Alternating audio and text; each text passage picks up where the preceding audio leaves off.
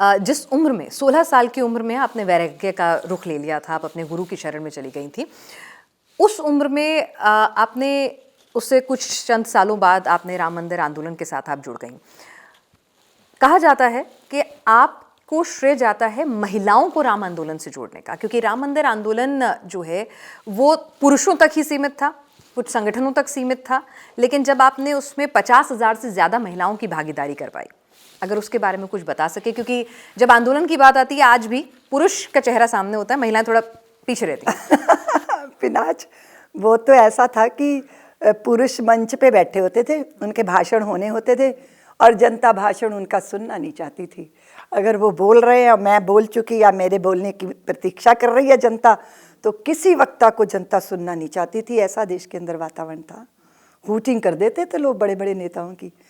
अब हमारे ऊपर तो नेता नहीं चिढ़ते थे आपसे कि भाई देखो साध्वी आई हैं और मतलब हम नेता हैं, हमने इतना संघर्ष किया है, 25 साल इनकी कुल मिलाकर बड़े बड़े नेताओं की रैली होती थी तो पता चलता था, मैं कहीं पहुंच गई, सभा हो गई तो रैली लोग स्थगित कर देते थे क्योंकि लोग तुलना करेंगे। तो इसीलिए, और हम शुद्ध रूप से कोई नेता तो है नहीं पिनाज। हम अभी भी कई चैनल मेरे नाम के आगे राजनीतिक लगा देते हैं, जो कि पूरे भारत से मेरे पास रोष की बात आती है कि आप कोई राजनीति में हो।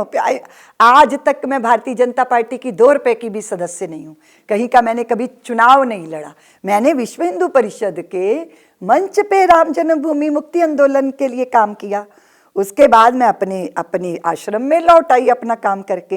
हाँ, लेकिन उस आंदोलन ने बहुत सारी सत्ताओं को पलटा था, उसकी जड़ें उखाड़ी थी, इसमें तो दो राय नहीं है, क्योंकि जो विरोधी थे जनता उनको स्वीकार नहीं कर रही थी। और दूसरी बात यह कि आपने स्त्री को कहा, स्त्री बहुत बड़ी शक्ति है पिनाज। आप हमारे बहुत सारे देवताओं को देखिए, उनकी सवारियों को देखो। भोले बाबा है ना, वो बैल पे चढ़े हैं, और गणपति जी की सवारी मूसक है, और जो है गरुड़ जी पे बैठे हैं भगवान नारायण, लेकिन जो भगवती बैठी है ना वो शेर पर बैठी हैं, और सिंह की सवारी करने वाली शक्ति ही होती है। और शक्ति स्वरूपा स्त्री, ये जो चाहे आज़ादी के पहले की बात थी चाहे मुगल काल की बात थी, 2 लोगों को खामियाजा भुगतना पड़ा, संत को और स्त्री को। और भारत की संस्कृति नारी और नदी से जुड़ी हुई है, और नारी स्वयं में शक्ति स्वरूपा है। और इस देश के अंदर जब बलात्कारों की घटनाएं होती थीं, छेड़खानियां होती थीं, पिनाज आप तो बहुत छोटी हैं, हम लोगों ने तो वो समय देखा है कि बस पे यात्रा करना मुश्किल हो जाता था, ट्रेन की भीड़ में 1000 बार पीछे से चींटियां काट दी जाती थीं, खंडहरों में गंदी गंदी बातें लिखी होती थीं, स्त्रियों के लिए बहुत अजीब सा वातावरण था। दुर्गा वाहिनी की मुझे जिम्मेदारी मिली।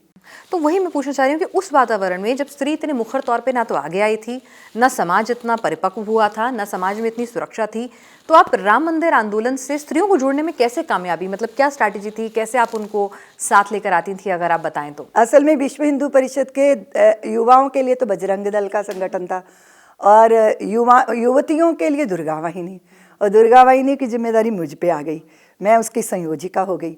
और यहाँ पे ताल कटोरा स्टेडियम में बहुत हजारों भारत भर की महिलाएं आईं, और मुझे भवानी सौंपी गई। भवानी मतलब तलवार, वो प्रतीक के रूप में।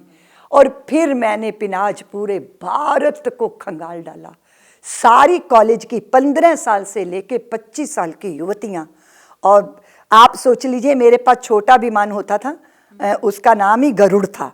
उसमें एक पायलट होता था, एक मैं होती थी, और हम सारा दिन में न जाने कितनी जगह हजारों महिलाओं को, फिर मैं 50,000 मॉडर्न लड़कियां, कॉलेज की बेटियों को लेकर अयोध्या पहुंची थी। सोचिए उस समय सोशल मीडिया नहीं था पिनाज, कि एक क्लिक करो कि फोन, तो मोबाइल का तो हम जानते तक नहीं थे, लेकिन वो एक बात थी जो भीतर सुप्त थी, जिसको कहते हैं ना, चिंगारी के ऊपर राख पड़ी हो और आप राख हटा दो तो चिंगारी जो है धू धू करके ज्वाला बन जाए, ऐसा वातावरण था। उसके लिए बहुत मेहनत किया, हर जगह शिविर लगाए, ट्रेनिंग कैंप होते थे, बेटियों की आत्मिक और शारीरिक दृष्टि से ट्रेनिंग होती थी। दुर्गा वाहिनी का बहुत बड़ा काम मैंने जो है उसमें मेरी छोटी मोटी भूमिका थी।